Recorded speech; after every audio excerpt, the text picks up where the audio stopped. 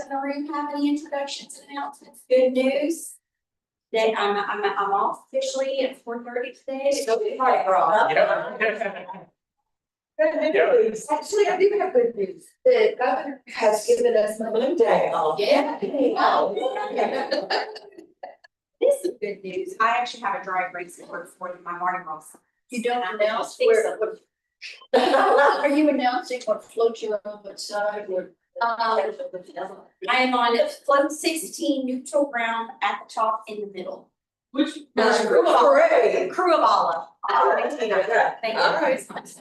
Yeah. You know which one I'm. I know in. which one. Like, some people. The Crew of Allah is tomorrow night at 6. Nice. Yeah. Keep going. Somebody's busy. Yeah, that's right.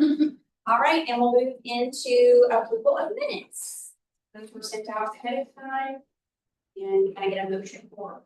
I'm so moved. Second. Thank you. All in favor, say aye. Aye. Any discussion? Did I mess that up? That's okay. Always mess that up. All in favor, say aye. Motion carries. Good, good, good. Okay, public comment? Brian, never received any public comment? No, we have not. We can move into program updates. First up is the Louisiana Savings Program update.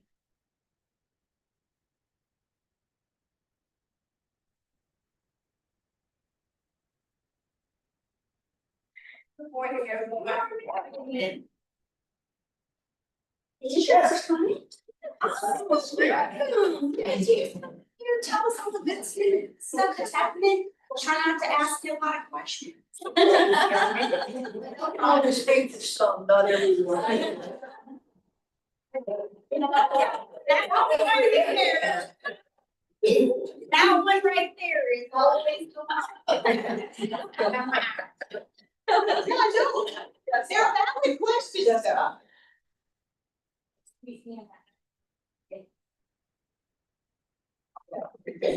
There we go. Sure, I would. Okay, hey guys, my name is Demetria Gilliam. I am the site officer. I am currently on application, but she's out video today. And she has the with the start program is advancing. We have more active members. Our start savings at 1.8 billion. The start K-12 account is at 46 million, and the April account is at 12 million. If you look at the numbers compared to last year, 2024, there has been an increase in accounts. Also with the contributions to the outreach programs. Any questions? Not here. Very good. And we're up for College Access Success Inc. Excuse me. Good morning. Good morning.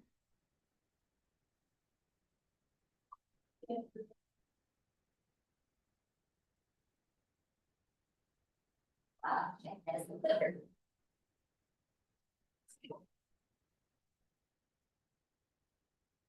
All right, so we will go ahead and get started. For us, we have had a total of 437 events since July of last year, which is roughly, if you compare to last year, we're about maybe 45 events less. With virtual office hours, 162, and I always like to look at the MJ Foster numbers in comparison to TOPS because they kind of are about neck and neck in popularity. So we've been getting a fair number of students, of course, have questions with the shortfall for funding. In addition to this, these aren't pictured, but we've also answered over 10,000 emails and over 8,000 calls. And so with our comprehensive advising officers and with our intake and assistance officers, we use Salesforce to manage those cases. And so they currently combine have a total of 469 cases. The intake and assistance officers and our outreach coordinators have about 91 cases, which is about a third of what they have during the summer, like at the height of summer when things are just crazy. So they have those 91 cases where they are kind of working on lingering issues mismatched ACT scores, issues with FAFSAs that are kind of preventing them from being awarded.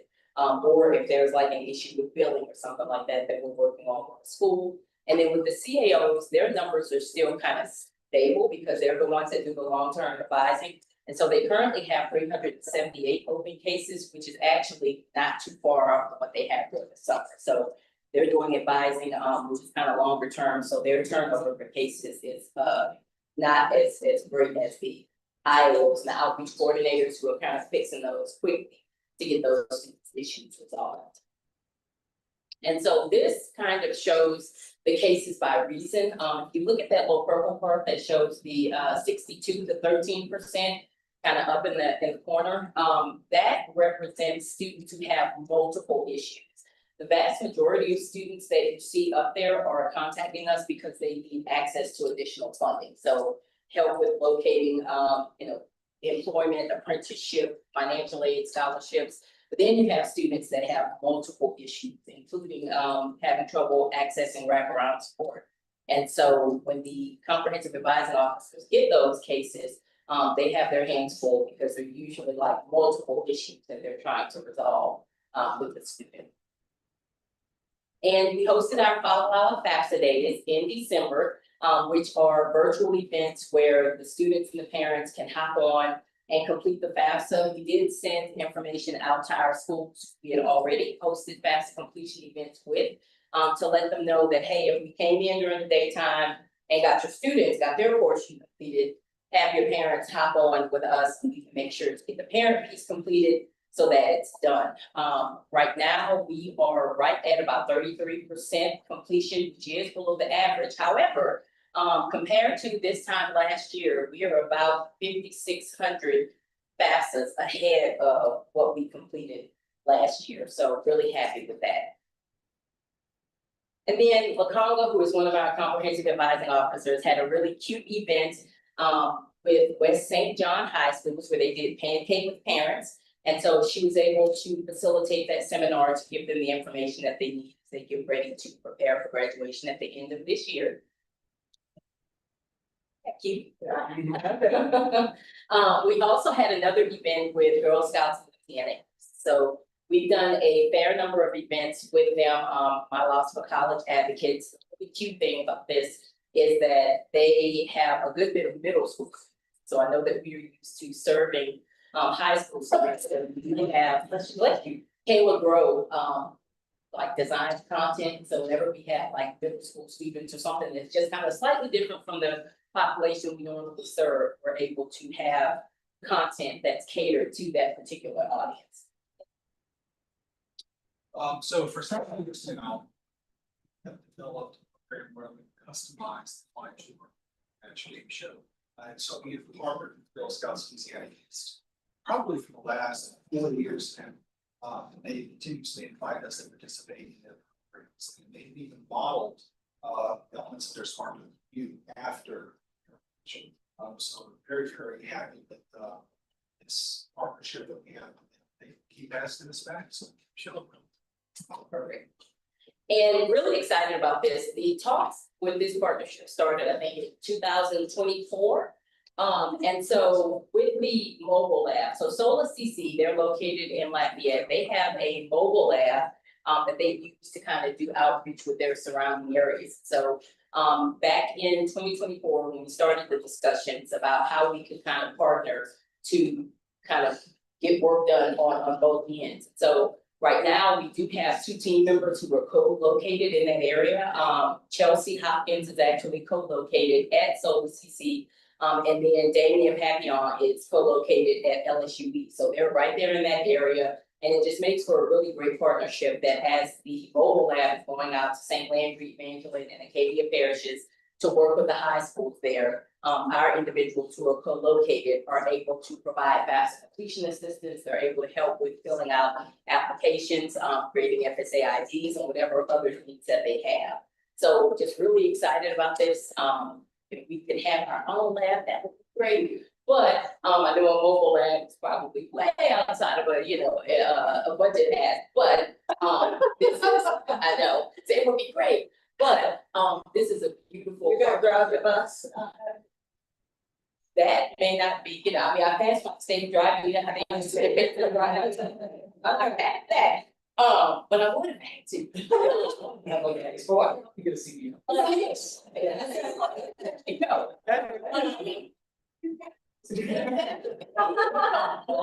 It all falls away. It does, For life. Yeah. It's never in the budget. But it'll be, I think moving forward, what's next is kind of, partnering with, some of the workforce groups. To help like with MJ Foster applications and things of that nature. And so we also have someone who is co-located at ULM, so that's Summer. And because she's in that area, that makes her, located closely to a lot of the schools that are up in that area. So she in January did a, presentation for the individuals at Bastrop High School. She was able to kind of talk about TOPS and FAFSA and talk to their seniors about kind of what's coming up next. And then for our certified advisor badge, so this is like 21 courses that you have to take. It covers like admissions, advising, financial aid, like family engagement, all these different topics that you can take. And once you've taken all those courses, you get a badge basically to demonstrate mastery of college advising skills. So we have several team members, LaConga Scott, Delegation of Interest, Daniel Loving, Kelly C. Merrick's, and Haley Pellegrin, who have completed their badges thus far, and it's something that we try to do, particularly for our outreach team and for our intake and assistance officers, try to renew those badges and take those courses every year, and of course, NCAN like updates the information in there, so that we're kind of getting up to speed information. And then we also have Trudy TJ, who is our outreach coordinator for adults and non-traditional students. And it was really neat, sometimes when we go into schools, we're talking exclusively to students and parents about TOPS, FAFSA, but every so often, we have the opportunity to talk to the parents as well. And this was one of those where during this FAFSA completion event, she was able to help the students with completing their FAFSAs, but then she was also able to talk to the parents about the MJ Foster program. So it was kind of a 2-for-1 in that respect. And then she was also at Jennings High School, where she also did another FAFSA completion event. So we are still going strong with FAFSA completion events. We actually have our FAFSA scheduled for the end of this month. And this is Izzy at LSU kickoff, or kickoff LSU, which was in January. And this was that weekend, like bitterly cold. So kudos to her for getting out in cold on a Saturday to make sure the students and parents, or prospective students and parents at LSU had the information that they need, in regards to TOPS, FAFSA, and some of the other programs that we administer. And then we had our Beyond Law School webinar in December. And of course, those of you who are familiar with this webinar, this is the one that we facilitate after, or kind of when we know that MJ Foster is going to run out of funding. And so it's designed to connect the students with additional sources of aid, or potential sources of aid, in the event that they are impacted by that budget shortfall. So it was us, it was DCFS, LA Works, WIOA, Apprenticeship Louisiana, and several of the LCTCS institutions. And as a result of this webinar, we actually got about 18 referrals to our comprehensive advising officers, of course, seeking additional funds of aid. There were about 120 participants, and 98% of the people who responded to the survey indicated that they would recommend the webinar to others. So it is a useful tool or a useful resource for those individuals, and so we do that each year for them.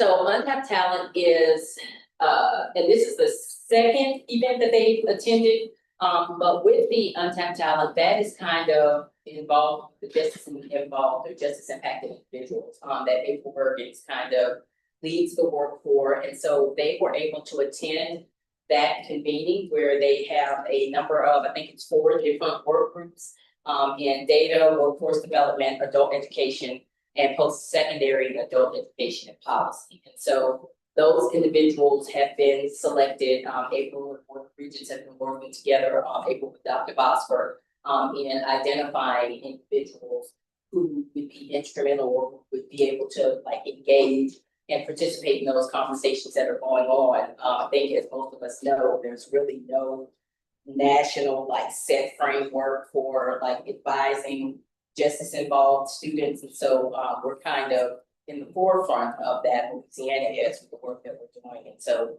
just trying to strengthen the framework that we already have. So this is going to be a really good partnership as we work alongside BOR to kind of put this into practice. Can I add a few things here? So in November, the Untapped Talent Summit was in New Orleans. This is throughout the course of 26. These work groups are going to be meeting about 4 times throughout the course of the year. And so really happy to see that, you know, as I came on board, I began to see that April was doing a lot of work here and Dr. Bosford was doing work, and they were working in really in parallel, and we're doing a lot of merging. And so I was really excited to see April and the team from LASPA get with Dr. Bosford, Board of Regents, and really engage with this work group. So excited to see how you know we're better together. And so I'm thrilled to see how this work is going to be strengthened with the team here at LASPA engaged in the work. So, for our recent media mentions, Greater Baton Rouge Business Report had about governor's proposal to increase funding to the Boston Promise program. And American Press also featured a report about how LASPA assists students with absence of TJ has been all in this report this time. She was featured, she was interviewed, so she discussed the services that we already did and the launch of this absence as well. So we'll see an increase in individuals coming to us to receive that absence assistance. For our social media metrics from end of November to the end of January, our content was displayed over 200,000 times on devices. The reach was to over 76,000 individuals. And we had about 1,200 interactions. So quite shares comments.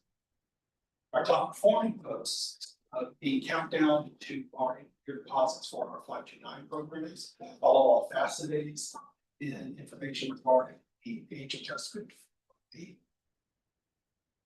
For our website, surprisingly, the LASPA homepage was the top visited page. Normally it's between tops in NJ Foster Promise, but we had 180,000 total page views, 80,000 sessions, and over 104,000 users. So that large number of people visited our website between November and in January.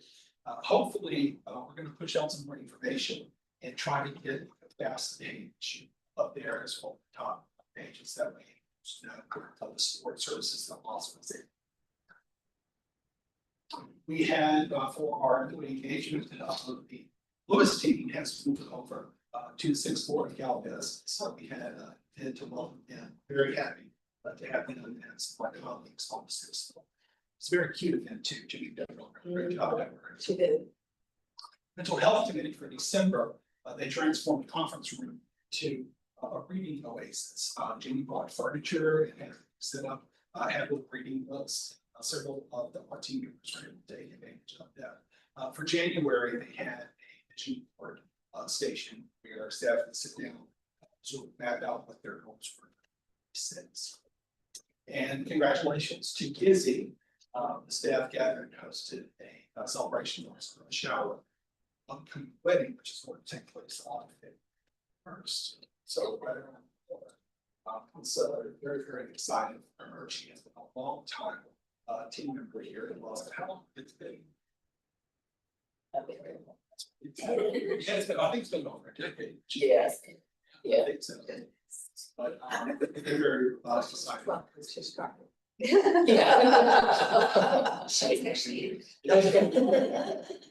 And then our holiday celebration. So the LASPA team gathered up for games and activities. And there's a competition that they had.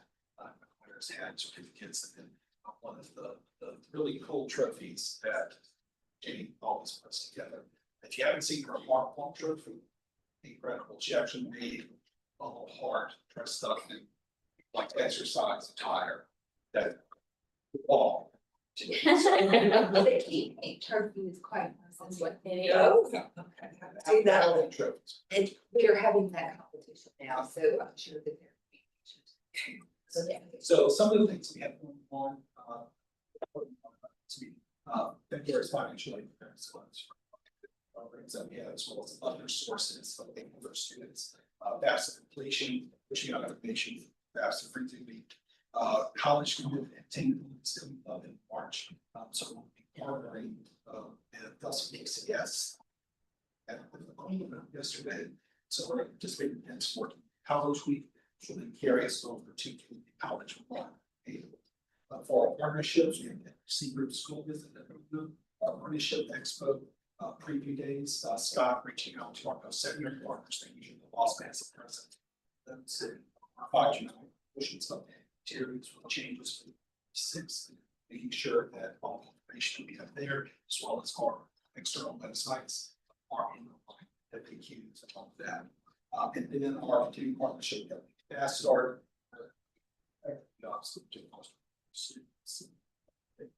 Any questions on it? I'm just this is, put this down as an idiotic one, so. Is Lewis moving from LSU? Is that where they've been all this time? Because No, that's no. where they started. No, they've been at the Board of Regents since 2017. They're a program of the Board of Regents, just when they moved at the same time. Laspa became a program of the Board of Regents, so did Lewis, so we have all the Ls, Lewis, Lonnie, Lumcon, and Laspa are programs of the Board of Regents. I have been hiring so long, I was there before. And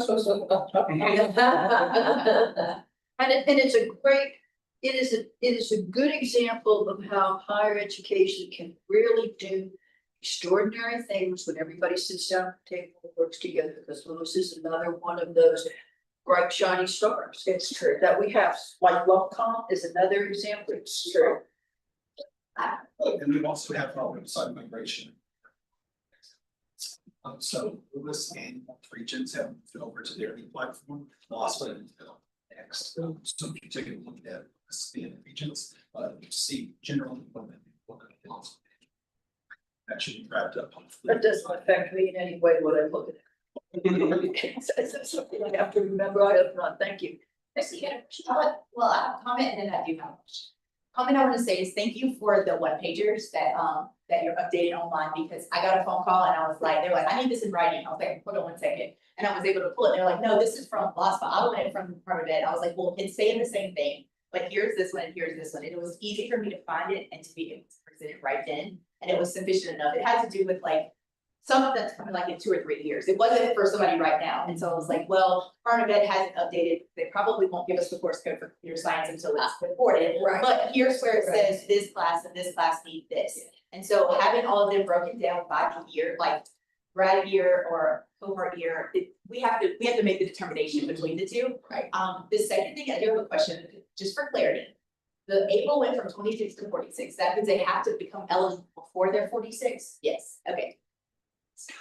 Did you access that information in counselor's folder or TOPS page? Just curious. I'm gonna be honest with you, I probably just Google searched. I think I Looking for it, and so trying to go find that way, but then once I got to that page, because I think it did bring me to the counselor toolbox page, it was probably that one. But I know exactly, and normally I'm bookmarked, but they had changed, so I was like, I use the search tool. Yeah. Yes. I mean, I just used the last week, because I'm a creature of habit, and Google is just really quick, like I probably said, this is probably exactly how I searched it, like. TOPS, university curriculum, LASPA, that's probably how I searched it. And then it brought me to there, and then it gave me all of them broken down by years, or by whatever, however it is now. Since my graduating. Since my graduating.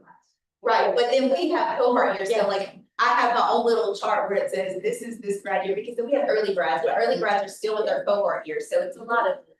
confusion, so that's what like, oh, they're like, where is this in writing? And I was like, okay, hold on 1 minute. When we do our professional school counselor webinars, we had it broken down because we were at articulation last year. Tanya was like, hey, I know that you guys do it by like graduate, she's like, but we do it like by cohort, so they wanted to see it kind of like side by side. Cause it was easier for them to like know which students are gonna be where, so. It's very helpful to have it that way, just because STS and everything works on cohort years. Right. And then, but it is hard, to, like, okay, this requirement is for this grad year, this requirement is for this grad year, but then wait a second, where is this happening in? Who needs geometry, who doesn't need geometry, like, all of that kind of stuff. It's very overwhelming, especially for brand new counselors, so it's helpful to have it there where you just go, what year am I presenting to, because like, we're doing scheduling right now, so we have to, but I have this group, like, all of them right now have something different, and so, and then it's gonna become, and then I'm sure they're gonna make changes in future, then there'll be something else, so it's very much a, if you don't hold it together. We've been very still, we've been too still, Shelley. Either way, stacks it off, right, so I walked in, I was like, just Don't give say me a the- word. Just Yeah. give me time to get it out of here, and Yeah. so, but thank y'all, because it is really, it's so much easier than just taking something, because the part of it just has it, all of a sudden it has like a little star, and that doesn't mean much, or it doesn't Yeah. explain it, you know, Please continue to give us feedback, website, or location, or resources. absolutely. Try to be very responsive, but you'll. Thank you. All right, and now we have scholarships and students.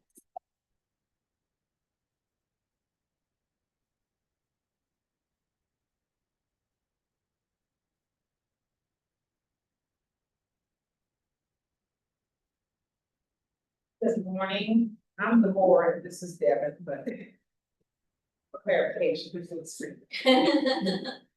Starting out with the GO grant, our allocation for the 25-26 year was 70.4 million.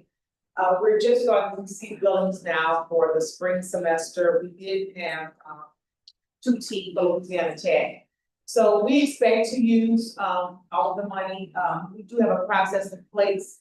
The schools are approaching the billing deadline. We haven't heard from them to contact the CFOs of the institutions and escalate it from there. We don't hear from them, so that the schools have the opportunity to follow their money. And I think I did read where there's an increase in the budget for, I think, 14 million for GO grant.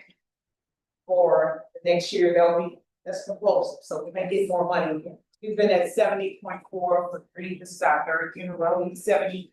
So we may get an increase this year for that program.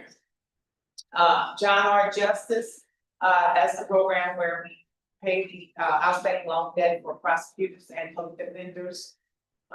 We've awarded half the money for them as we go forward.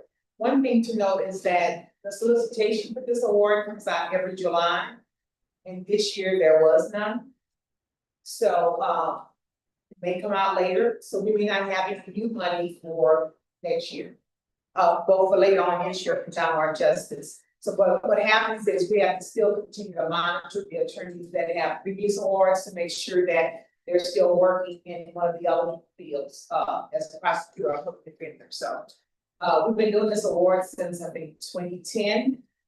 So this is the first year with no funding that we may not have funding for. So I'm not sure what's going on with the federal budget, but there was no solicitation, just monitoring from this point on. If nothing comes out sooner rather than later. Question? Can you give me the deadline again for the GO grant? March 24th. Because I have been working with the one institution that seems to be having some difficulties. Right. Still waiting. And if someone can give me later, whatever the name of the person that. I talked to the young lady last time, and I don't remember who I talked to. And they're aware of it, but I just want to say. WASPA has really been good at trying to help move this. There's still probably an issue somewhere. But I'm aware of that, and March 24th, and the name of the person that here that I should make sure is. Latoya Mitchell. Who? Latoya. Latoya, oh, that's- L-A-T-O-Y-A. Mitchell, so Latoya.Mitchell@LA.gov. Yeah, thank you. Appreciate it. So, yeah, so we still have 23,000 pending for our prosecutors and public defenders, as we go through. Next slide. Together. So we actually have a few updated numbers, as of the time that we recorded this. We had we had $30.40 that was supposed to be remaining. We have a couple payments that were out, so refunds have been, as of February 5th, we have $4.49 remaining in our allocation. Unless we have any additional refunds coming in, we will not be processing any additional payments at this time. So we are just going to be waiting to see what happens next year, working on getting out announcements and processing. So we can, we'll be sending announcements out to students. So next week or so, we're gonna get that approved so that everybody can notify. I mean, I will add that Commissioner Reed has spoken with the administration about if there is some additional funding to send our way, we will gladly take it. And I mean, Deborah and Devin have done an excellent job of, again, this is first come, first serve. They have it in order. We can immediately start processing, in the order in which they have come in, if additional dollars are identified for this program.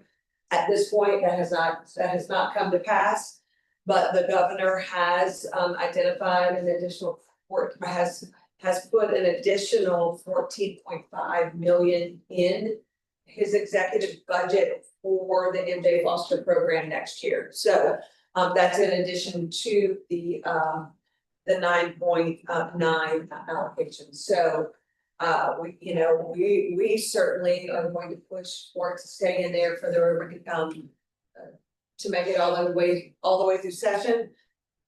We definitely need it. We might be able to actually make it through the whole year with MJ Foster, which is what our goal is. So we're excited for the additional funds. I'm just impressed that you got it less than $10 for even doing 30. I'm like, wow, that's very impressive. I have a couple of questions. Sure. Like the evergreen question about when the data reports, the dashboard will be updated. I think the question is, they are currently in the process of having to rebuild all of our servers. I mean, that's what we're doing. Yeah. And so everything is being rebuilt from the ground up. And so what those reports look like moving forward may look different from the way that they looked before. So that's why we've been sending you the information kind of in a new format, just to get you the information that you needed. How this MJ Foster update will look like moving forward, I think is to be determined based on how we can access the data. Yeah. And then, and this is just more like a discussion. So, we've got MJ Foster, 5 industry sectors, there's this council. That council is probably gonna do workforce programs as well. Okay. And so I'm wondering, like, there may need to be discussions, I think, of how we prioritize programs that overlap with both workforce well-being. I think that's a good idea. And so I don't know, like, obviously the rules aren't even final yet, we're still waiting on those published rules for workforce health, but I think it's something to put on the radar for discussion with that council, to think through if there are rules that need to be changed, legislation that needs to be changed. Because I think we're going to see overlap with programs, since we're having to prioritize when student is eligible for multiple funds, right? Because even as the age moves down for NJ, Yes. it's just to have a student be eligible for workforce Pell, NJ Foster, and TOPS. And so how do we like prioritize those based on program? And student eligibility? And I think you're absolutely right. I think we do need to identify the rules or the policy, if you will, for how to prioritize. Yeah. So that's just more of a discussion point that I think will happen once we know more information, but for the good of the group, be prepared. Well, and so Amy, when when will, I know that there's a meeting scheduled in March, so I know that that's, So the negotiated rule, the final rule should Yeah. hopefully be published this month. okay. So we're based, that's for workforce. Yes, that's what I'm, okay, And then, Council meets in March. the council is meeting in March, and then there's also like a workforce Pell working group. That's Okay. a subset of okay, that major council group.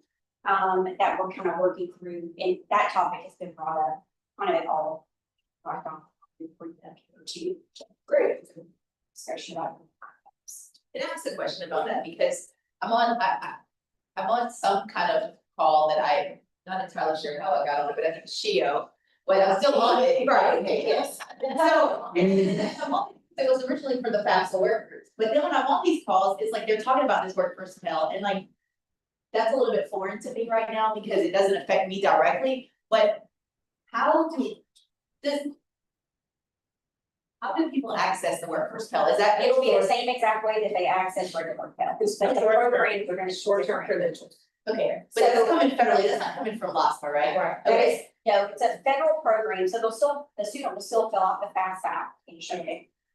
But traditionally, let's just say you've got a non-credit program that's 199 clock hours. That program today may not be eligible for it. But we may determine as a state that it is a program that leads to high wage, high demand. And we wanna qualify it as eligible for workforce Pell. So essentially, there's going to be a list of programs that Louisiana has designated eligible for workforce Pell. It is approved by the governor and this council essentially. And then each institution if they offer the program, may be able to process the development for those students. The student eligibility criteria is about the same with a few caveats. So a student who receives a bachelor's degree is not eligible to receive a Pell Grant. But if they are in a workforce program that is not at the graduate level, they are eligible to receive. So think of someone who receives a 4-year degree in, I don't know, IT or something like that, and we determined that workforce Pell program cybersecurity, and they wanted to go back and get that certification or that certificate, they could, and they could potentially qualify for workforce Pell under that. So there's a little bit of nuance as far as like student eligibility, but the program is in favor. So it's not just any short term. It is not It's any- just go. yeah. So there's a lot of requirements, so it has to be in existence for at least 1 year. It has to be again, 1 year. for 1 year of what? It has to be in existence for at least 1 year. It has to meet 70% completion rate. And then it also has to have 70% job placement rate. So essentially what's happening at the state level is we're using Board of Regents data, LA Works data, college data, and we're basically creating a big funnel. Here are all the programs that meet the minimum hour criteria, which is 150 clock hours to 599 clock hours between 8 to 15 weeks. So that's all the programs. And then we're gonna go in which ones have 70% completion, and which ones have 70% job placement rate, and which ones have high wage, high demand. Meet the needs of the state, and that will be of the list of programs that we want. I anticipate that we'll probably have a very few to start. Because we want to send these out. So when that happens, because I'm listening to you, right? And once my students leave me, then they're on their own, right? But once we have that list, if there's any way that we can somehow get that information to the council, because a lot of my students right now would probably be more professionally geared towards this if we know about them to be able to push it. Similarly to the stuff with like MJ Foster, all of this kind of stuff, like I don't know how to make that connection, but I would like to know that list so that when I'm talking to my students and say, okay, this is what you're interested in, but here's also how you can access this fund, these funds, if you choose to go this way. Because so many of them right now we're pushing CTE. At the school I'm at, we have welding, carpentry, electrical. My students right now, like, we had a student that got in trouble that went to the classroom, hasn't even taken the class, is the best welder. We've had a company come in, wants to offer her a job when she graduates, she's a sophomore. She will take welding next year to actually get the training, but I mean, she was just in there like, you know, like, just want to try. And so like, there's so many students right now that are just really geared towards this. Now, they may still go to a four-year university, but they can have something right here while they're working, you know, like that type of connection, and it's happening, like the momentum is starting to pick up. So when I hear this, I'm like, wait. So as soon as I have the list, we'll share the list, I'm sure it'll be published, because it has required governor. So we'll have the list, we can share it with this group, and it also just reminds me of like Top Stack. Yes. Yes. So That's. Push on. Push them everywhere. That's what they're geared towards, that, yes, and then it would help connect with that, but I mean, I see the big And- picture, but I don't know, have the information. And I'll also tell you that there is a requirement for stackability.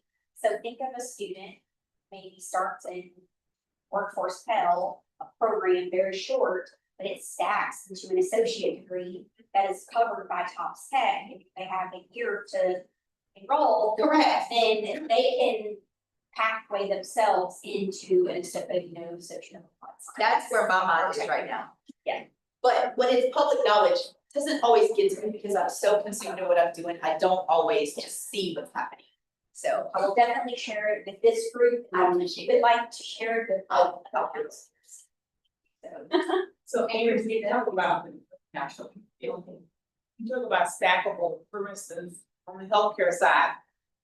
LPN is true, but then if a student starts off at CNN, that may not be correct in approved program, but students could, I guess, start there and then, So they could, or maybe medical well, assistant might be. CNA like people that would be eligible for Yeah, right, So then the stackability for that doesn't matter. Right. but like phlebotomy or a medical, whatever it takes, like. if you packaged it together with like multiple, and that becomes a program, like a pre-healthcare, whatever, then that as a package, you may determine as workforce Pell eligible, and then it stacks But if they stack up to. the other things. Yeah. Well, because in high school right now, they're getting the opportunity to take CNA, they're getting the opportunity to take medical, so my students.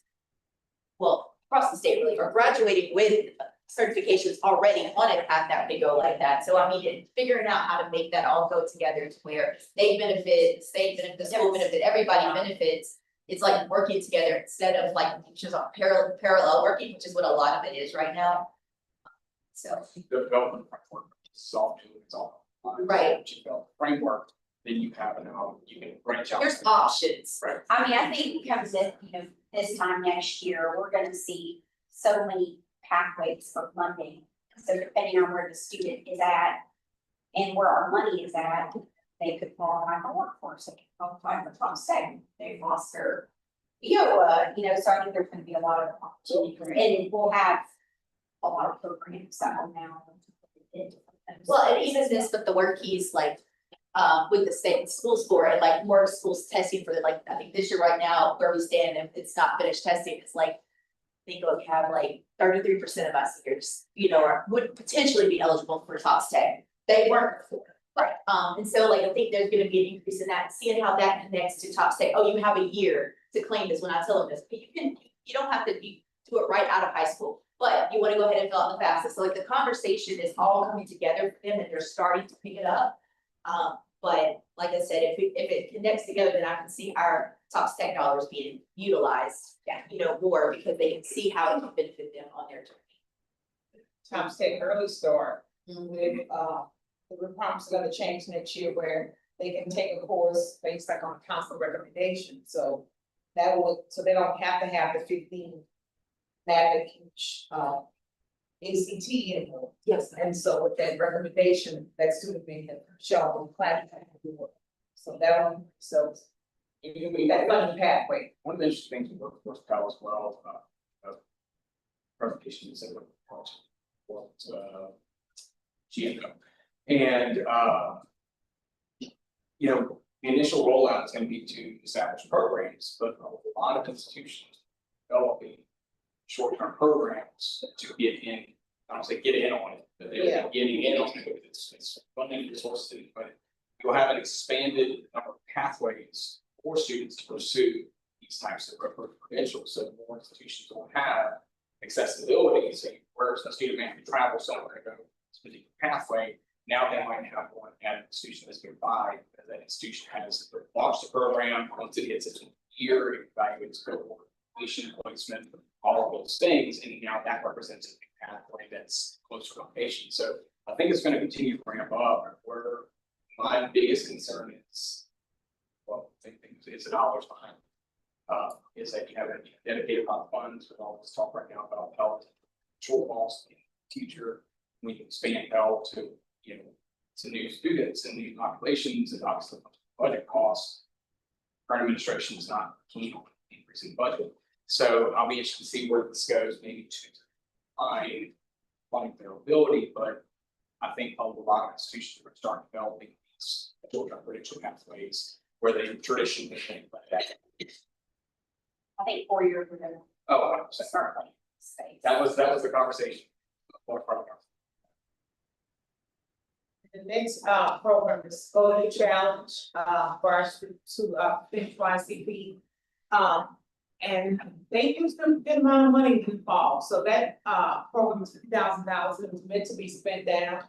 So we may get close, because the funding was restored this year, so we may get close to using all of that and let the board people know that they're using it. There was a case that we have on Friday in our exceptions committee with this student actually.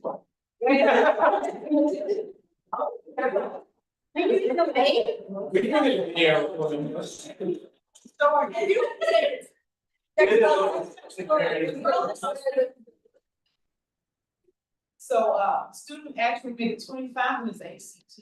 He went to the new challenge program to do credit course recovery, because they can go there and graduate from there, or just do credit course recovery and return to their high school. He returned to his high school and he had a 5-star cadet and did exceptionally well there. So not all students who go there are, have need remediation. Some of them just go there because they're having difficulty bullying or some other issues in the classroom they have.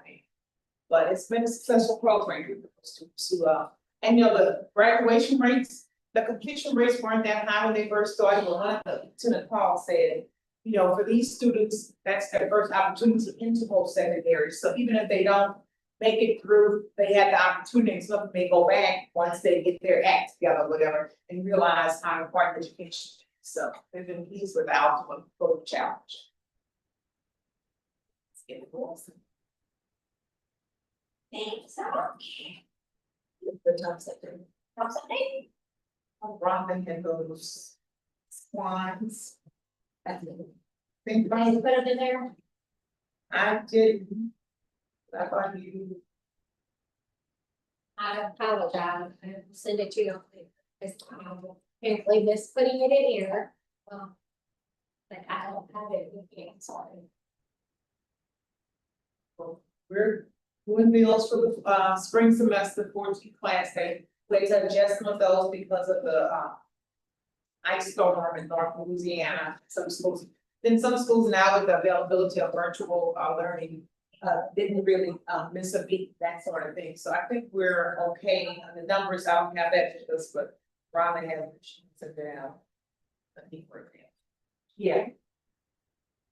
Any questions about Thomas? I don't, this isn't a question, but given the big article in today's Advocate, I suspect somewhere along the line in the legislature as we move forward, there's gonna be, show us again, show us how these programs keep students in our states. Because there was a big article in today's paper, it's not, the problem is still the out-migration, loss of students, and it would be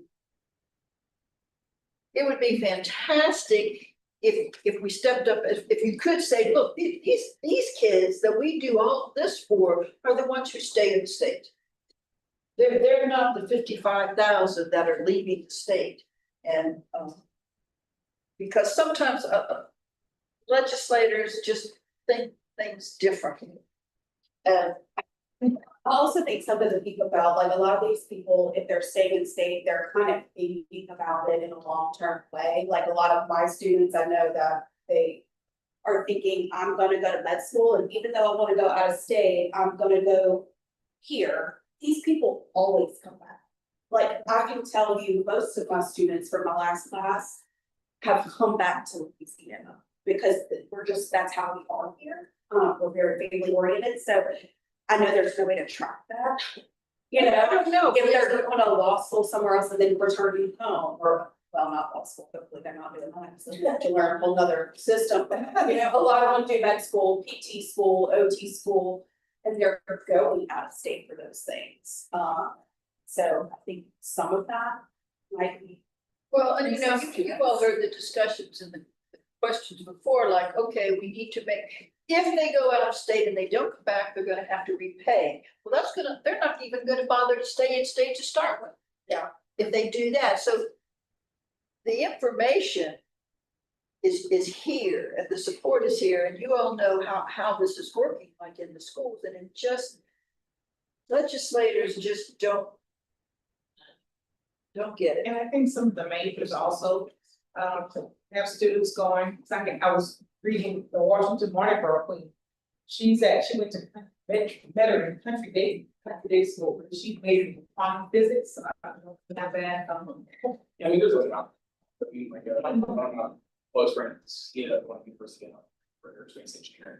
It's just not something that. Well, and I think out of state schools, for our top students, they're offering a lot more, you know, than Louisiana is. And I have a son who's 31, but he made national achievement finalists. He went to University of Alabama, and all I paid for was a meal plan. But And it's when I they stay. they were like, you're gonna get your top city, you get top honors. And that's it. Well, we haven't had really enough time to figure out how the excellence is going to Yeah, help. right. We don't have enough data yet to see No. the impact that excellence is going to have on keeping some of our highest performing students here.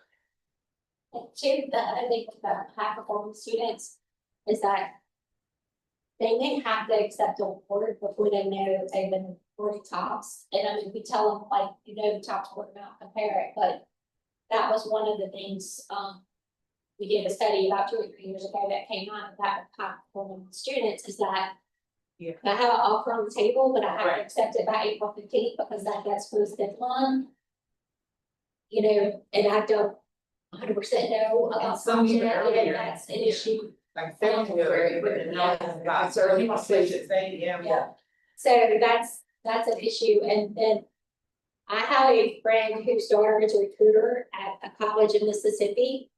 To get students there, they will tell them, if you have a TOPS opportunity award, whatever, TOPS opportunity tag, whatever, to get them there.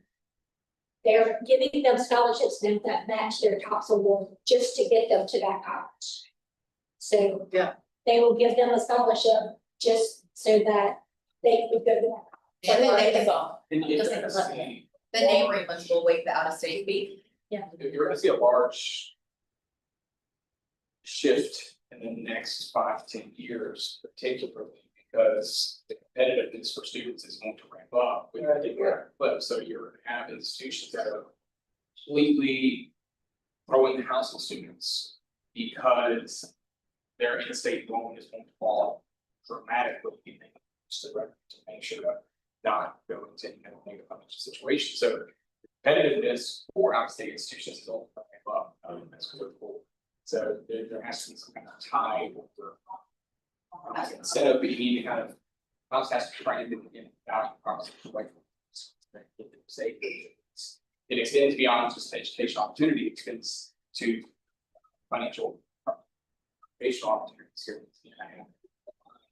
With outputs for sense for students to stay in the state. If I got a student, if I got a school that's throwing a ton of money out of the out of state, the top value is critical. And so then I say, okay, well, I stay in top, use tops, I can graduate, but then my earnings are gonna be on there $5 less than that state, so I can go out of state or get more money to go out of state and have a higher wage whenever I graduate out of state. There's a lot there, so it's, the next 10 years is gonna be probably the biggest highlight of that. Question. Saying that they go, and then they also know that they're going to get a higher wage when they graduate from staying in their state. That is a point of discussion for a lot of admissions officers. Let's talk that a little louder, so, no, I don't mean Yeah. talk it a little louder, but that's really obviously very crucial and figures into people's decision. Honestly, I mean, it's brought to the forefront, especially with some of these flagship institutions where they say, oh, our graduates in these majors on average, graduate with this wage, where this state, neighboring states make this wage. So like that's the data point that's being used to advertise students, in addition to the financial incentives from the scholarship side of things. So that being presented to them, it's kind of hard work. But that's also nothing institutions themselves kind of control. You won't control the economy, so it's kind of, you're trying to come about with ways. And I have one more, and it's not a question, it's just a comment. It's one of my hobby workers.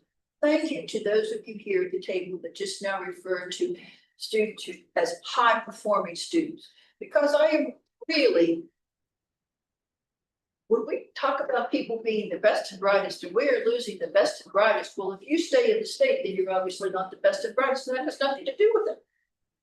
Just throw that out of people's vocabulary because we lose the best and brightest. No, I just don't know how to say any better, but that is always irritating. I appreciate that there's a new thing slipping into this conversation, and you all said it's high performing. It's like, name, image, and likeness is the training. That's another conversation. Yeah, but it's important and words matter, especially when you're a young person and you're looking, and maybe there's just a tipping point here, but I thank you all for you are out there because I don't know. You people in the field have a hard time keeping up with all of this. Please tell me what a 17 or 18-year-old and parents you appreciate much more than other people do, how much they have to sort through this. So I think there's something that almost let us get that spirit. We've been talking about that we almost do best and brightest. Even speaking to myself, I'm from Texas, but decided to come to Louisiana. So when it comes to it, that's like I said, a much larger conversation that we want to. But that's something that we can think about as a group, to where how do we keep our best and brightest, our top recruits, 5-star students using academic in state, because a lot of times the brighter, more I guess interesting, intriguing opportunities are out of state. So how do we almost flip that narrative to keep the hometown? Well, and I want to speak to this. My highest performing student is at Southern University in the human jukebox, and he did come back Saturday to perform in our Mardi Gras parade in the hometown. So like that was like a really cool thing, like going through the whole process, like, and then like 10 of my students right now want to go to Southern University. So like it's staying within the state, like they're getting it. But I just want to brag on my kid. Because I understand that it was a great thing. And you can love it. What instrument does he play? Now that, I'm not entirely sure. Because it's not a trumpet, but it's similar to a trumpet. That's it, it's French horn, that's it. You said it, because I'm like, I can see it right there in the line, I mean, it was wonderful. And it was like, it drew everybody, because everybody knew they wanted to see him, and like, we spotted him immediately, but he couldn't say anything, so it was just really cool to watch the younger kids see that right there. And I have one that's trying out this month, to play in the band as well. So like it's how it's designed to be, but it's now. And just one more point, if we think things are electorally complicated now, we continue to lose people, we lose another congressional district. And we go to 6 to 5 in the next census, because that's key, and there's just so much, whatever John better word might be. Yes, and think what that's going to be like, so if really keep these young people here, younger people here, well, everybody's younger than me, but keeping people younger than me here is real important, and it's real important to the state overall. You've got to keep your medical people here, whatever. Thank you for indulging me in the irony. Very good, that's why we're here. Alright, so we are up to. Awesome, great. Right, next slide.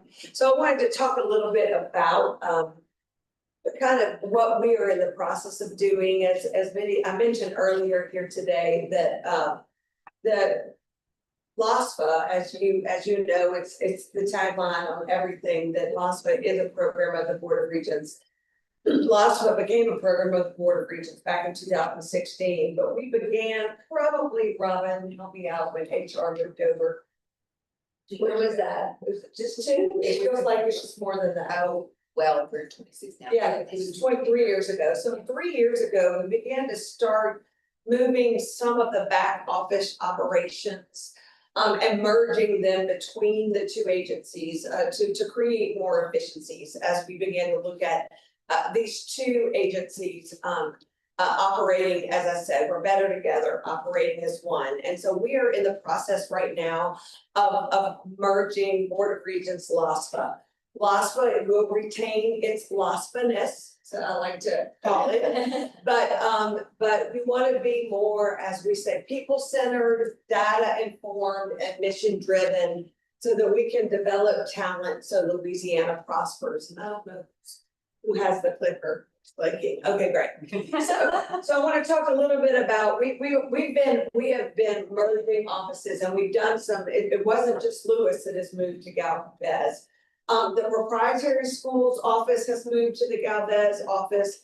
Our IT programmers have moved to Galvez. Our our IR data analysts have moved together with Claiborne, so that we didn't have a group of data analysts here at LASPA, and then we had a whole nother set of data analysts at the Claiborne building. Those teams have merged together at the Claiborne building underneath Dr. Tristan Denley. Our START team has divided, originally START moved right after the cyber incident, the START team moved to Claiborne, but it became very evident for me as I've been at the Galvez building since November 17th. We still get so much traffic here at Galvez that I saw really right away we needed to split the START team, and half of the team is here at the Galvez building, and we've got half of the team at the Claiborne building managing the money, and the START team working with our finance team. So next slide, Marmy. So as you know, that I've been named as the interim executive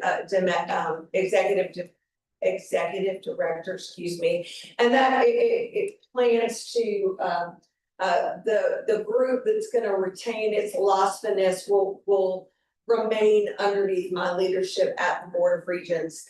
My deputy commissioner title is strategic planning and student success. And I can't think of a greater role for student success than the work of what LASPA does. I said when I met with the team, and I may have even said this to you at our last board meeting, 95 to 98% of the students in Louisiana cannot attend a post-secondary institution without the work that the team at LASPA does. It's mission critical. And so I think that LASPA's core mission is all about student success, and that's so important to me. So I'm grateful, I'm honored to be able to continue to work with the LASPA team. And so the scholarship and grants and all of the outreach and communication surrounding the scholarship and grants is going to stay together as it's continuing with this LASPA core mission. Next slide. But we reorganized underneath the Board of Regents, underneath our kind of finance, data, IT, and legal are going to be kind of what we're calling our mission aligned offices with the Board of Regents. Next slide, you'll see kind of the reorganization structure. So I'll see we have our Commissioner of Higher Education. Our legal team is reporting directly to the Commissioner of Higher Education underneath the direction of the General Counsel, Dr. Uma Subramanian. And however, with the caveat that Robin and her team with Rhonda as well as Amber are going to be staying here at Galvez with me because of the critical role that they play with LASFA as well as dealing with exceptions. The work that we do with LADA, the work that we do with the advisory council and with the ABLE council will stay working at Galvez with LASFA. But other parts of the agency you'll see here underneath the Deputy Commissioner of Finance and Administration. You'll see that our START team is reporting directly to the Deputy Commissioner of Finance and Administration. As a lot of what the START team does is transactional financial work. And so they went with the money people, which makes sense. We've got our finance, the LASFA finance team, procurement, safety, and travel is working directly with combining offices. And so finance, procurement is one office now, travel is one office, and property management and safety is now one office with Chris Herring. We've got our data analysts have gone under academic affairs and innovation with Dr. Tristan Denley. Scholarship and grants and comms and outreach will work directly with me, as well as, and then our IT and programmers are directly under Karthik, our Deputy Commissioner for Information and Data Strategy. We have literally merged two offices together. We are now just in two buildings because our office is large enough to be in two different spaces. I think that is really, you can go back to, in case anybody has any questions, but a lot of this work has been prompted by a direction by the governor to create more efficiencies with LA Doge. We know that higher education is their next focal point, and we're ahead of the game, and we're in creating these efficiencies with actually merging the back office. I mean, we've even found, Robin and I, as we've begun to look at things where we were buying the same sets of programs for the two different offices, where now we're able to save money. We have now one site license with multiple,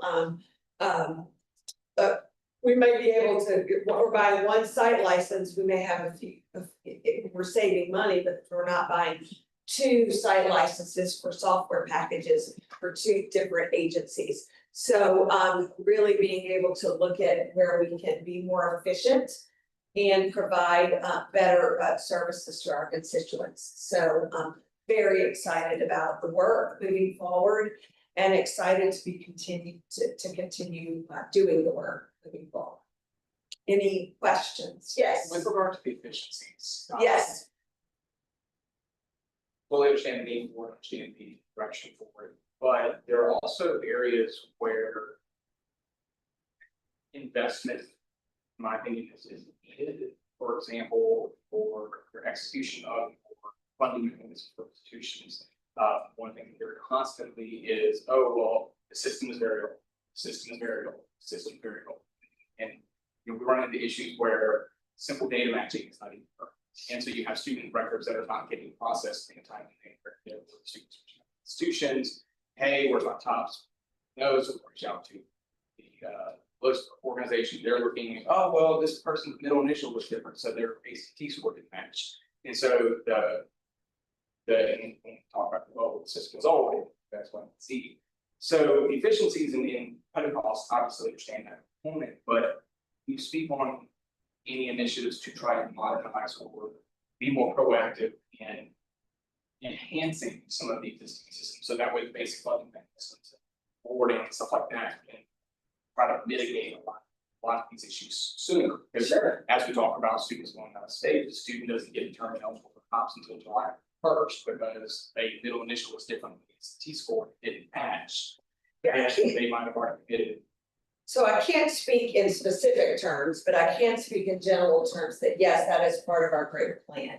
We have a contract that we will be starting within the next month. We have an expert coming in to review all of our processes in place with scholarships and grants. We have a let me back up a little bit for our START and 529 programs.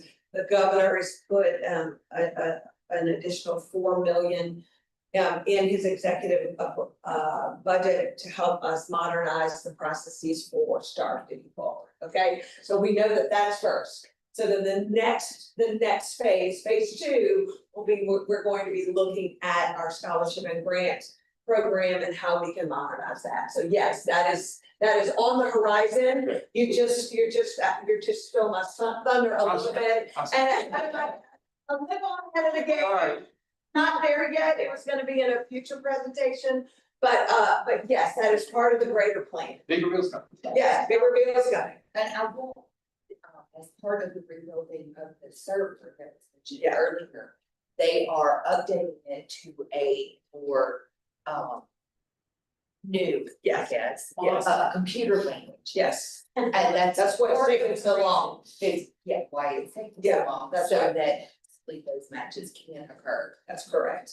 And I'll add that right now, we basically full of this thousands of students. That's right. To manually. And we were not gonna have. Well, to and do that was part of the issue, Yeah, because because- sometimes get bogged down, you know. Yeah, that's correct. So, And part of it is that the ACT does not have, like, when they report those, they don't have like social security numbers. So that's missing an element that normally should easily make it. So it's looking at, like, if they put a different address, if it can't match it up exactly, which of course is to protect these technical programs, right, to award a student somebody else's ACT score and then have to take it back.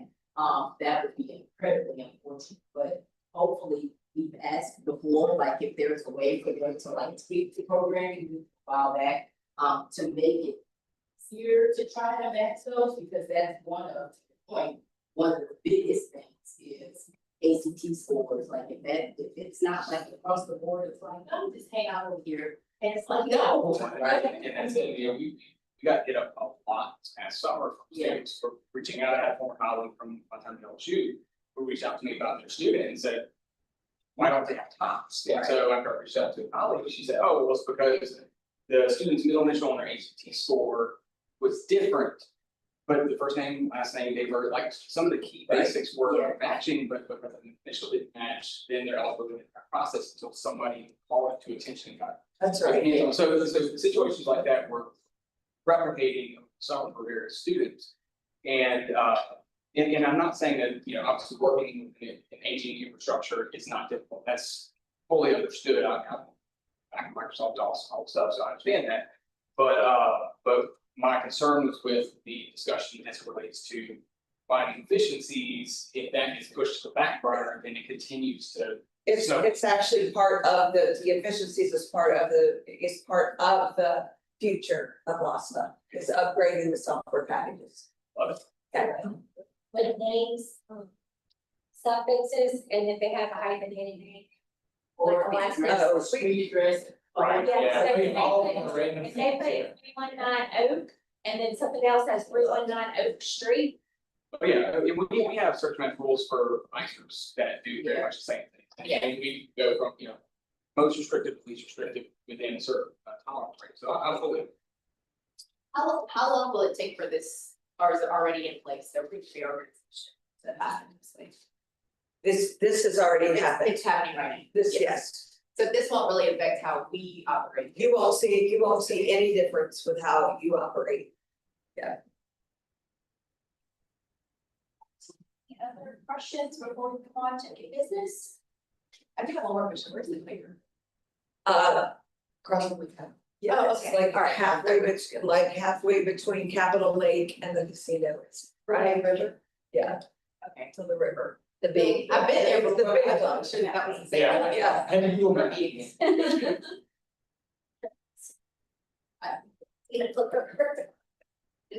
I just want to thank you for your very well leadership. Oh, you're welcome. I think this is good, this is progress. The efficiencies are important and it's going to help us get better, so. Very good, all right, on to new business now. So in our new business, we have Tom's Home Study exception that were sent out previously. So we'll take a look at those, and would like to consider the attached request for exception to the top statutory provision that requires a student to begin a home study program no later than the conclusion of the 10th grade. Do you have a motion to approve? Brad, second? I'll second. Yeah. I already got in the minutes, yeah. Any discussion? All right, all in favor, say aye. Aye. Any nays? Motion carries. Second order is the TOPS exception. So we want to consider the attached request for exception to the TOPS regulatory provisions that require students to remain continuously enrolled and to earn the annual credit hour required during the academic year. There were several of those that were submitted, and so we need a motion to approve. I'm sorry. I have a couple of questions. Thank you. I'm sure.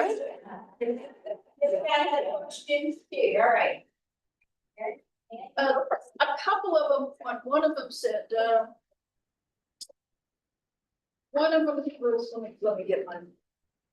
We don't know if the student has enrolled in this semester. Should we be waiting? Which one? We don't know. Let's see. We didn't. I know what you're talking about because I saw it. She hasn't enrolled yet, and it's like you're not even sure if the student has enrolled yet. Yes, I got it marked. For the spring Okay, semester. yeah, it's number 5. We do not know if she enrolled full time in spring semester 2026. So, is there a way? Is it timely? Do we move forward now with this exception, or is she going to come back with another? Or that was just procedurally. I was just curious, Robin, on that. Hopefully, if she does not enroll in spring of 2026, she will have something that can go to the other.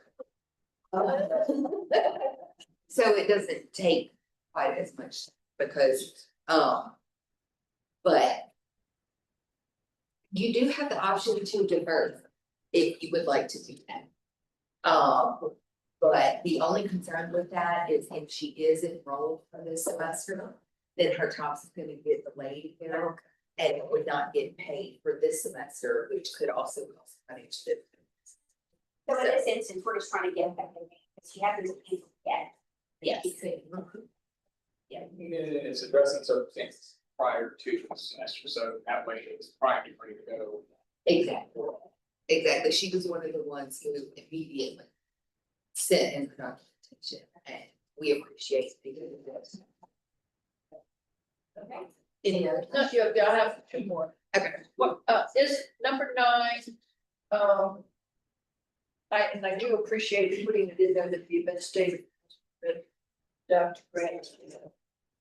If she does this, is she gonna be okay? In other words, is she gonna need an additional? She does exception? to enroll this semester. Pardon me? Did plan to enroll this semester. Okay. That was the last information that. And if we grant her this and it doesn't work out or whatever, she could have an opportunity to request something else. So because I don't know, the fall semester must be repeated. Are we all signed to that? And I don't know, this is a little different.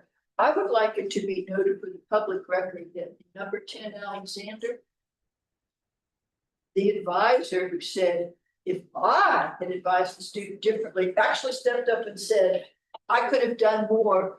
I thought, let clap, whatever. That is a great way that colleges and people there are trying to really do the best. And you don't see these kinds of statements very often. It is few and far between because we get a lot of exceptions where the student says, my counselor told me this.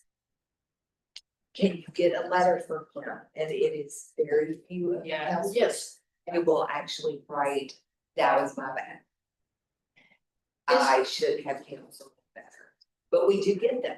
I would just like this person to be commended or this school or whatever, because it would circulate then that we actually appreciate people who are willing to say, yes, I should have done something different. That take ownership already. Huh? That take ownership and their part in it. And Amber has done for the counselors that do send letters, she sends them an email and lets them know, thank you so much for sending this on behalf of the city. She absolutely does that. Okay, and then one more question from number 13, Elliot, I'm a little confused as to. So. Roll full-time at a Bible college, participated in the coursework. Her award has not been canceled. So this student has moved in and out of a regular college progression, I'm not sure. She enrolled in one semester and then immediately started going to this Bible. And so that you were aware, in December, you approved another student. Right, yes. In his exact same circumstances, exact same Bible college. Just FYI. Yeah, I don't know what, should we be paying? Is there something that the advisory commission might need to do, help you all do? You hate to see trends, I know two don't make trends, but I did notice that they've done something else. And if it's the same institution, I don't know, to take to see. The current administrative rules provide that for religious commitment exceptions, it only applies to two churches. One of them is the Church of Christ of Latter-day Saints, Church of Jesus Christ of Latter-day Saints. And the other one is the Church of Christ Assemblies of God. And that second one was because we got to, just FYI. So it could be expanded if y'all wanted to think about it, to include the students who go to this Bible college, in which case it would be approved in the other committee. But like you said, this is two students. And in a lot of cases, when students do this, we can do it as an exceptional educational opportunity. But because the student had only been in college for one semester, they had not even entered their program of study. So it's impossible for a college to say this goes with her major. Right. And would it be neater and cleaner to make it so that the other committee could approve this particular one? Do you have any advice? It would be faster for the student to be able to get approved. But either way, if it comes to y'all and then goes to the board of regents, either way, you know, the exception will be considered. And you don't really like, well, in the past, we have not converted something that was exceptional circumstances to an objective circumstance. Unless we are seeing one, you know, meeting after meeting after meeting where there's multiples. Like we did that for unavailable courses because a lot of colleges, once you get to be a senior, the classes aren't often offered, but once again, we were seeing that over and over and over again. So we converted it to an objective circumstance. So this is just two. So this particular student was out for a year doing that, and they came back, that's Yes, they are going back to college, to a traditional college rather than a Because they went to things one semester, then went to Bible college for a year, now they're going back. Right. Got it. So I had just a comment on number 10. Okay. Just from a discussion standpoint. Okay. So number 10, the circumstance cited was basically perform poorly after academic institution, state student safety enroll in school to study engineering and for time management priorities and engineering is not fit for them. This is the one where the advisor wrote the letter. From a federal satisfactory academic progress evaluation standpoint, this would not be something that would be improved. Because the circumstance itself is not exceptional. Students entering college during the first year, 80% of them have time management issues. 80% of them have adapting to college issues. So the circumstance in and of itself isn't necessarily exceptional. Additionally, during your first 30 credit hours, you're very unlikely to be taking coursework related to teaching. At that point, there's some, entry level weed out classes that we might take. But student failed or did not earn any of their hours during the first fall quarter, which that could have been English 101, that could have been any of these kind of people. Yep. If I recall correctly, this particular student had a lot of dual enrollment hours. Yeah. So I don't think he did have it. He didn't get, I think, 9 hours, it was 36. I looked him up in the course system of the credit course to see if that was also a factor. And he did provide a transcript, but obviously. No, that's fine. Just the concept, however, of poor academic performance due to a major and poor time management, stuff like that.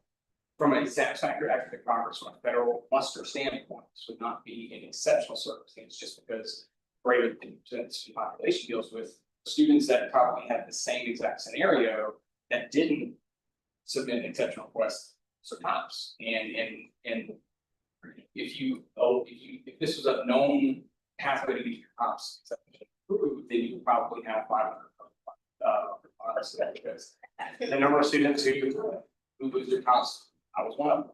That lost my COPS my first semester because I had 30 hours a week, whatever, and it was 4-time skills. So that was kind of just a comment on this particular type. The advisement to me comes in after the fact of the academic performance. The advisor comes in later and says, oh, well, I didn't see that he failed all his fall classes. And then I advise him to take X, Y, Z in the spring.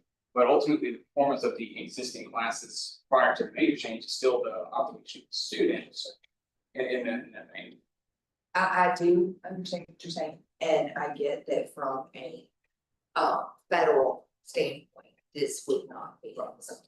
But what you also have to know is that because he failed all of those classes, his TOPS award is not going to be paid because. Right. So it would be just like federal financial aid, pause, it would take. right. So he wouldn't get paid until his award came back. Right. And so for federal financial aid, there's not that provision that says you're canceled, have one bad semester. Right, and that's the difference between. Well, and it does actually, it's cumulative. Our first semester can immediately render a student eligible for a second semester. So it can happen after a single semester. It's just not. But it's not that they can't ever get it again. Right. That's the difference The difference. between the federal. Yeah, and like I said, for me, it was the context of an exceptional circumstance that we're trying to appeal and override from an academic standpoint. That was where this is really kind of a break when it's not overtly exceptional. That makes sense. I have a question. Have we started to see yet exceptions from, I heard digital enrollment, forward progress, these kids that are enrolling in high school, pushing, younger in high school, and withdrawing, they don't have the grades or they have a D or an F, like, have we seen that yet? We have seen it, but they cannot get exceptions for their GPA. So let's say that a student stayed in dual enrollment and they got a D in 2 classes. That's a 2.0. No, that's a 1.0. Right. And they have a rough first semester and they get a couple of C's and a couple of B's. That's not going to be enough, more likely than not, to bring them up over a 2.0, which they have to have at the end of the fall. So they get that first semester to bring it up. After that, they're going to be suspended, such that they have to bring up their grades to the 2.5 in order to be able to By the end of the year. They have 2 years. Well, for tops, For suspensions, not cancellations. Yes, they have 2 years for suspensions. But if they want their award to be paid, they need to bring it up by the end. And as I'm sure you know, it is much easier to bring up a GPA when you have very few hours than when you have lots of hours. Because the more hours you have, the more it's gonna take. We had one the other day who whose award was canceled, he had already been suspended. He's got one semester. And Amber brought it to me, and she's like, I need you to figure out if we should even process this, because I don't want to give him hope. And I calculated it out. The poor child would need 18 hours, 4.0. And his past performance did not indicate that that was a reason. Right. So, you know, it's much easier with a few hours than. So I don't know how this can happen, but if there were scenarios where parents and students, when they're in the 11th grade, decided they're gonna take dual enrollment, could see the long-term impact, because I can tell it to them.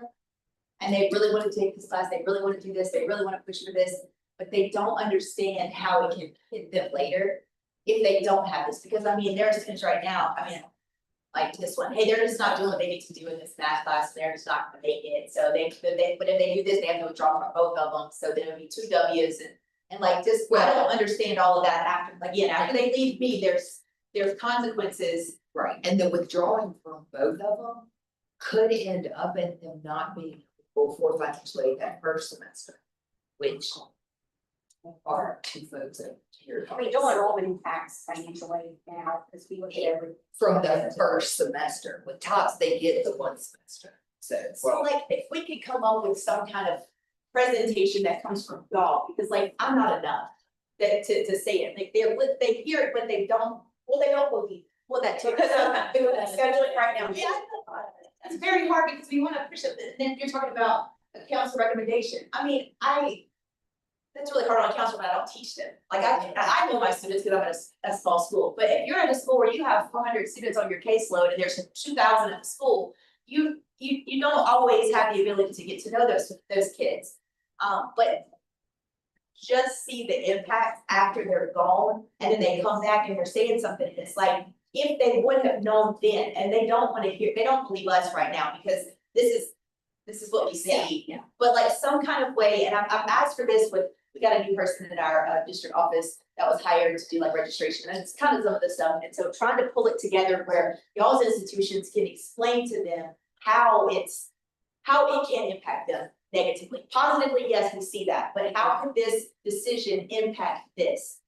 You know, because right now, like, I don't wanna I am throwing the wrench in the works, but I'm sorry, we have to.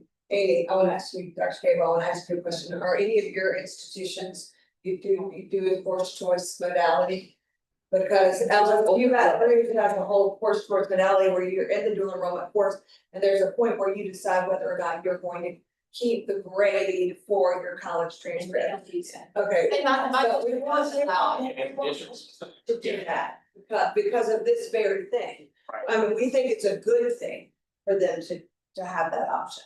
but my district has chosen not to do that, so like, Well, that we can't, that I can't. Yeah. Right? Right, and that's also my point, Dr. Temple in our institution, we had the whole big thing about this a while back with credit towards credit modality. Yeah. And the students have a designated period of time at the end of the And they can academic say, I decide. want this credit, and it just disappears. Yeah. but then you have to go back and you have to make sure that that course code is not in STS as a dual enrollment class, like it has to be overwritten, and so making sure that that gets done, because then it looks like they have it, and it's just, it's kind of all muddy, but I just see problem coming. It's really share the information with like our financial aid counselors and maybe like the dual enrollment coordinators of colleges, just to, like, as they can need this information. Because we are a little, like, we don't have traditional orientations like the 4 years and things like that, so our platform is a little different, and so we kind of have to fit it in different ways, but I can share that information with those. To this. I think it would be, I mean, I don't know how we add all this stuff in, but I mean, you know, sometimes like something we do at a school is like, they have to sign something saying, I understand that.